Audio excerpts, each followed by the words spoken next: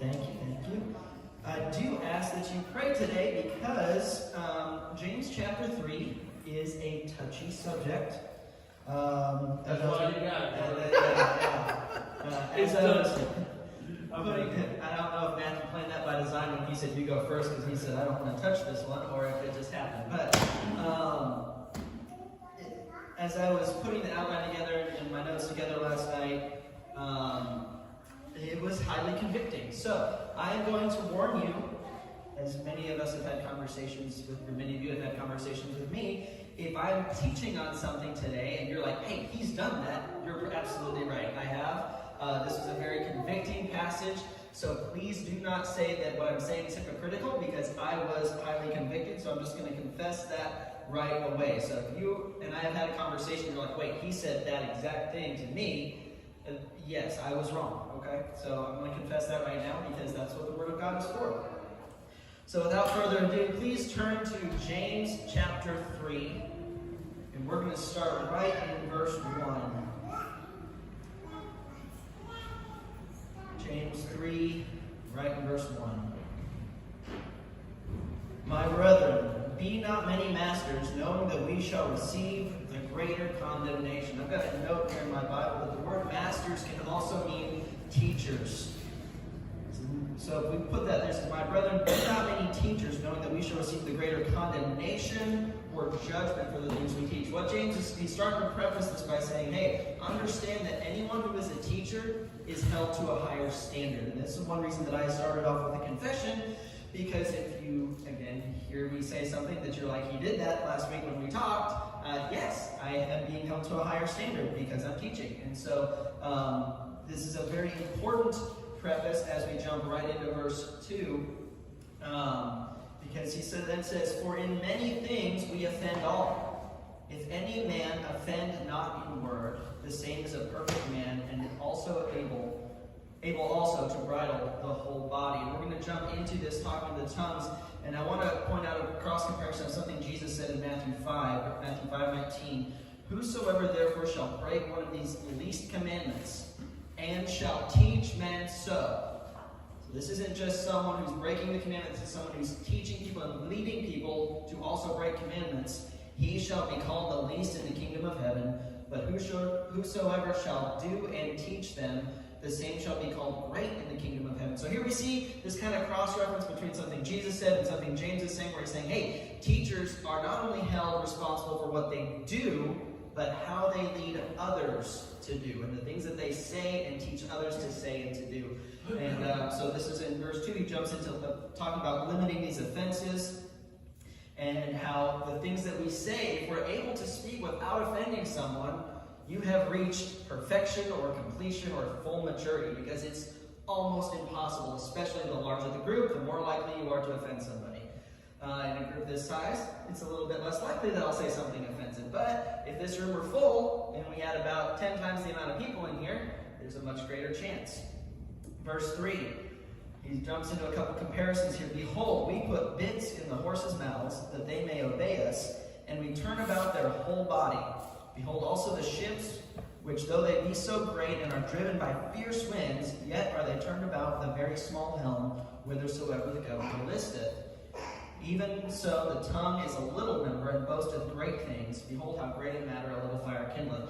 Who here has ever piloted a giant boat?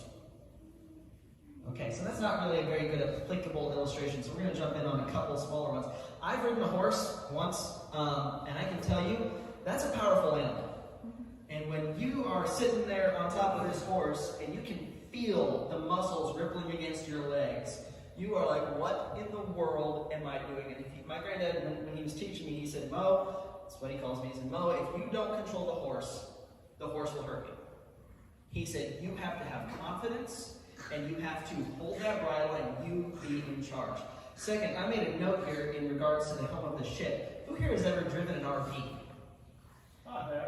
That's a much better illustration, right? Okay.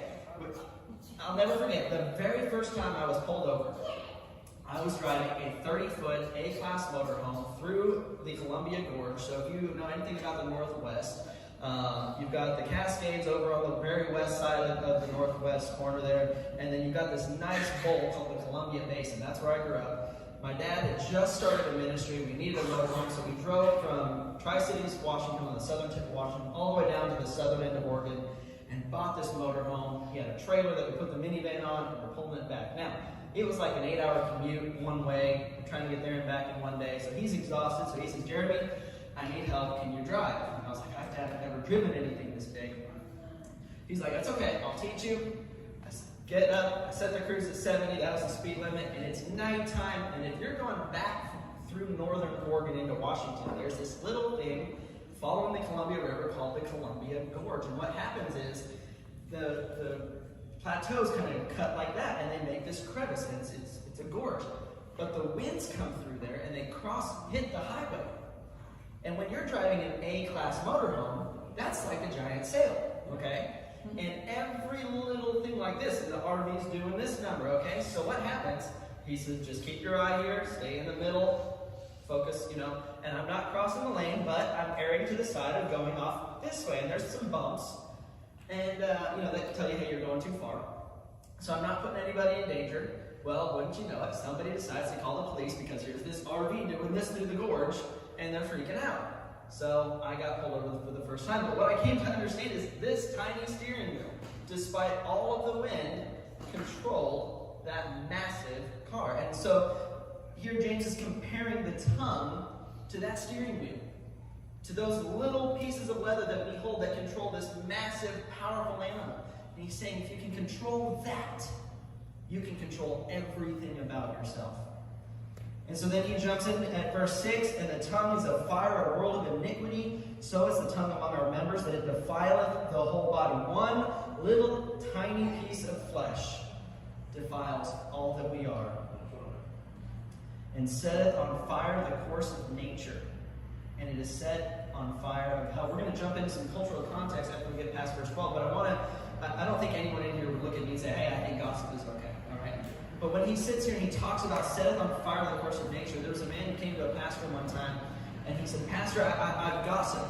How do I make it right? And they were in, I think it was a place over in like Sweden or something, and you could just see the gorgeous town laying out before them for a couple of miles, and he said, you have a brand new feather pillow. He said, yeah. He said, I want you to take a knife, and I want you to slice that pillow open. And he did, and the wind came and caught the feathers and scattered them across the entire town. And as they watched some of the feathers even drift out of sight, he said, now go get every one of those feathers, put it back in the pillow, and stitch it up. And that is how you cure the sin of gossip. And that's an impossible task. There's no way he's going to find every one of those feathers. But when we don't control our tongue, the gossip and the words we use scatter to the wind, and there's no way to control it. And that's what James is saying. He says it sets on fire the course of nature, and it is set on fire of hell. For every kind of beasts, and of birds, and of serpents, and of things in the sea is tamed, and hath been tamed of mankind, but the tongue can no man tame. It is an unruly evil, full of deadly poison. And then this is where he starts to talk about the double nature of the tongue. He says, therewith bless we God, even the Father, and therewith curse we men, which are made after the similitude of God. In Genesis 1, we see man was created in the image of God.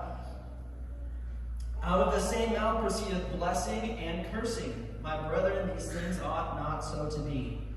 Doth a fountain send at the same place sweet water and bitter? Can the fig tree, my brethren, bear olive berries, either a vine figs? So can no fountain both yield salt water and fresh. I was actually thinking about this, kind of funny, like, we now have these soda machines, right? You can push a button and it'll give you Coke. And then you can push a button and out of the same fountain, you can get orange soda or root beer, okay? James is using a much older illustration because what's actually happening, and we know there's mechanisms in there that are switching everything around. But in reality, James is saying, hey, we're using our tongues to be conflicting. We're blessing God, blessing men, and then we're cursing men over here. We're blessing one thing and cursing another. And he said this imbalance shouldn't be there. And so before we finish this chapter, I want to jump into some cultural context. This comes from an Old teaching called the evil tongue. And in the I believe it was 11 or 1200s, there was a biblical philosopher who put together a litmus test to discern if something we say is evil tongue. Evil tongue is any derogatory or damaging statement against an individual.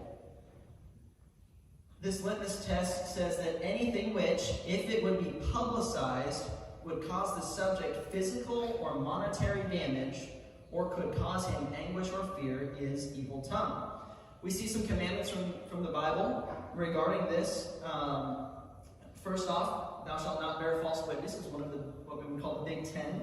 Leviticus 19:16, thou shalt not go up and down as a talebearer among thy people. Neither shalt thou stand against the blood of thy neighbor, I am the Lord. And that statement, against the blood of thy neighbor, is a way of saying, don't endanger their life. Okay? Now, I think the question would be, how do our words endanger someone's life? And we're going to look at some examples on that. But first, Deuteronomy 24:9. Remember what God did to Miriam.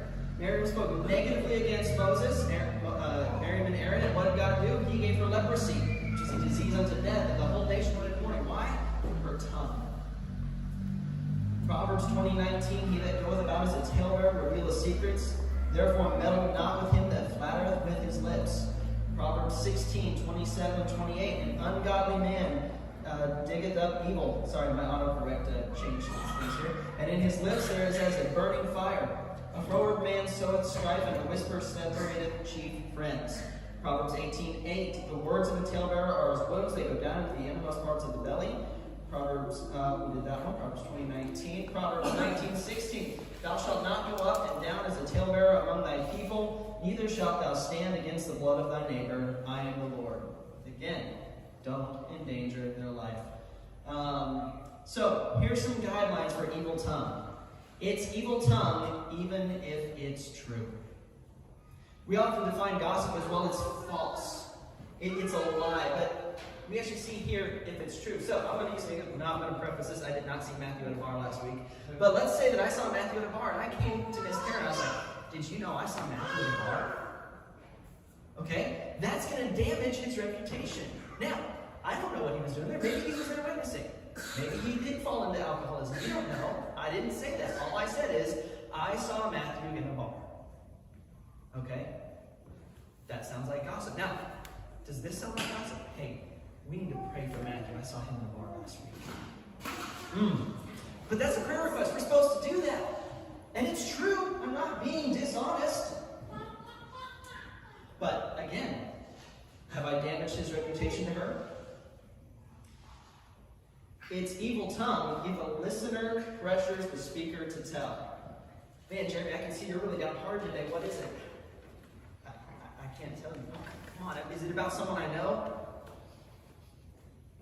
Yeah, but who? I can't say someone. Tell me who it is. Is it Matthew? I know that you and Matthew have been hanging out more. Did something happen? It might be true, but it was pressure, and it is still evil tongue. Why? Because I spoke it. And if I come out and say, well, even at the most reluctance, if I come out and say, yeah, it's about Matthew, and I saw him down at the bar, and I don't know what's going on. I still spoke with evil tongue, even though it was pressure. It is evil, even if names are left out. Well, I can't use names, but I can tell you that there is a man in our church. Well, I just limited it down to 3 people. We had this happen once. There were some people down in Music City when we met at the funeral home. I was dating Sarah, and another young man was dating his future wife. And we were the only 2 guys who had girlfriends. And a mother got on Facebook, who was a guest. They were coming in, she and her husband, to do some training to plant a church. And she got on Facebook and said, I cannot believe these scuzzball guys who are sitting next to their girlfriends making eyes at my daughter. And I called Pastor Graham and I was like, look, first off, I know it's not true, but second, she just implicated, like literally isolated everybody in the church and said it's one of these 2 guys causing this problem being a scuzzball. I was like, that's gossip. Now, she didn't drop names, but anybody in the church that saw that post knew there's 2 people. And it wasn't true. It is evil tongue. No names were mentioned, but everybody could pinpoint 2 people. That was just prayer. She was hoping somebody would. Yeah, probably. It's evil tongue, even if it's about the speaker's family. Miss Tara, would you please pray for Sarah? I don't know what's going on with her.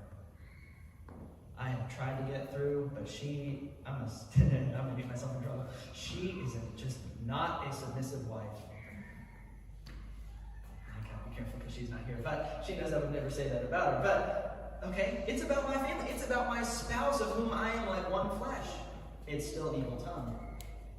I love this one. It's evil tongue if the speaker includes himself in the derogatory statement. Dan, let me tell you what happened when Matthew and I went to the bar last week. I included myself in that story, but now what happened? I implicated him unnecessarily. Right. That's still gossip. I did, but it's still evil. Now my reputation is mine to destroy, but Matthew's reputation is not mine to destroy. So I can say, Dan, you won't believe what happened when I went to the bar. That's not evil tongue. That's just stupidity. But if I say, you won't believe what happened when he and I went, now I'm dragging him down with me. That's right. Evil tongue expresses itself in many forms. It can be factual, such as stating that someone violated a commandment, or it can be subjective, such as discussing whether someone is intelligent, attractive, or generous. This type is often worse since listeners often readily accept unverifiable opinions. Sometimes, whether something is evil tongue depends on the situation. Reporting that someone gave a certain amount for a donation can be derogatory when said about a wealthy person, but positive when applied to one who has lesser means. We took up a love offering. I just got to tell you, Brother Dan gave $100. That sounds pretty good. Until you find out that the little girl who put all of her savings of $100 did it, and that was all she had, and man, that didn't seem very sacrificial. And Dan, what did I do? I just compared Dan, who has a full-time job, who makes good money, to the little girl who has no income and, scraped and scrounged to get this money and sacrificially gave everything. And what did Dan do? Well, hey, I got this extra $100. That's derogatory. He did a loving act for the service of God out of the goodness of his heart, and I just threw him under the bus. He did a positive thing.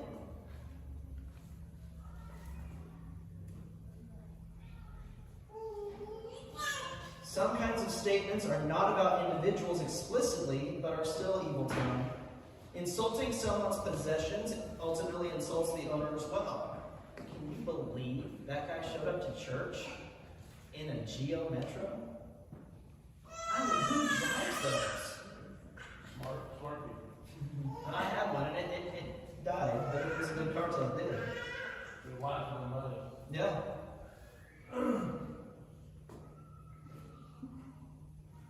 Sorry, I'm losing through my notes here. It doesn't even have to be speech. Any means of communicating derogatory or damaging information falls under the definition of evil tongue. If it's a text message, it still counts. If it's a letter, if nonverbal communications,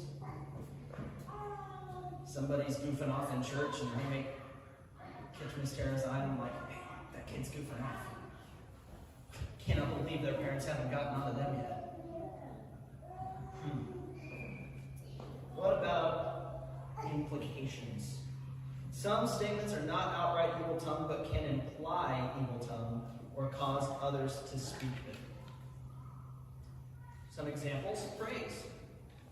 When you praise someone exuberantly and you get out of balance, all of a sudden someone else feels like, look, I get it, he's a great guy, but did you know this about him?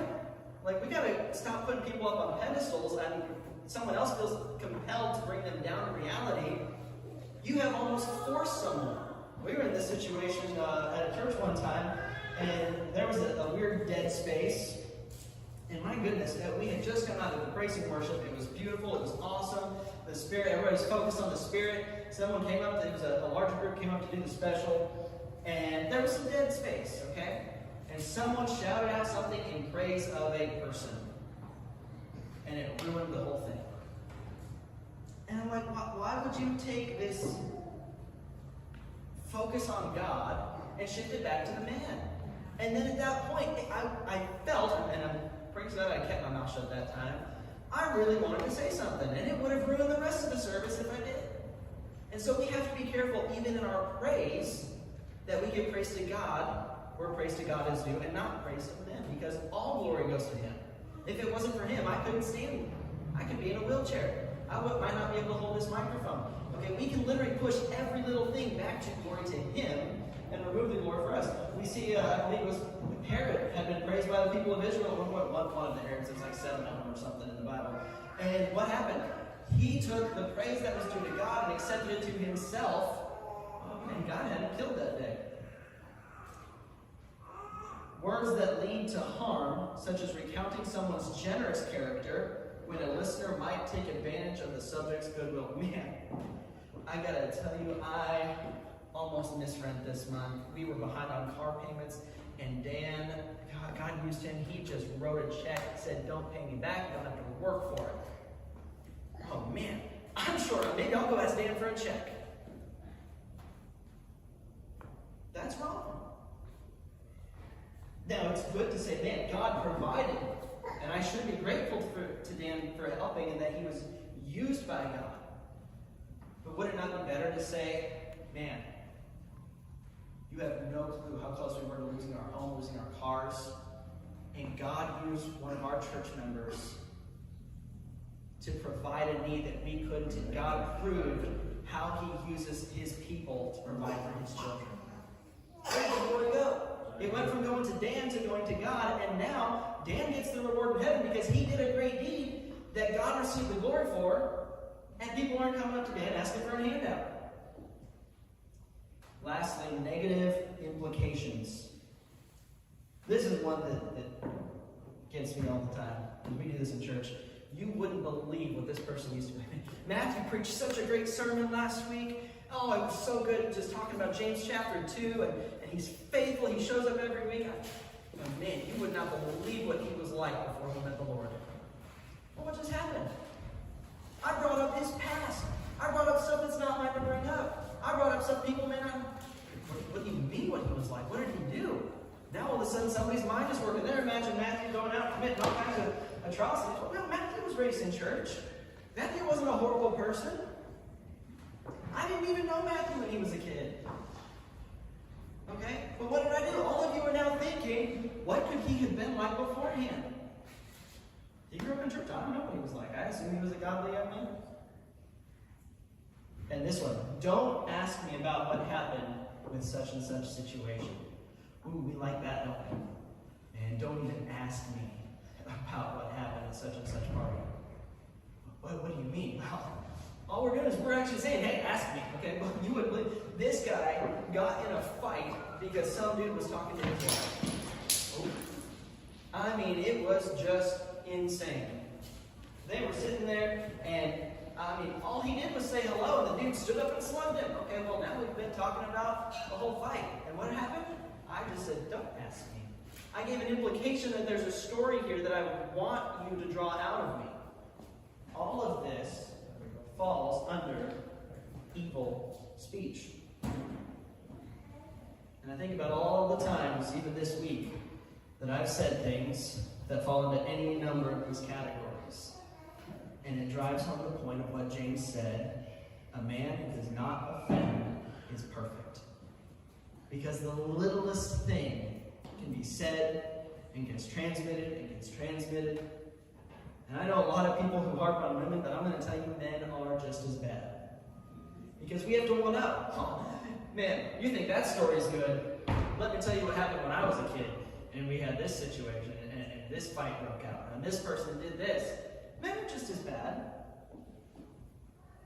Finally, we see an admonition in verses 13 to 18 to use the tongue to make peace. Who is a wise man and endued with knowledge among you? Let him show out of a good conversation his works with meekness of wisdom.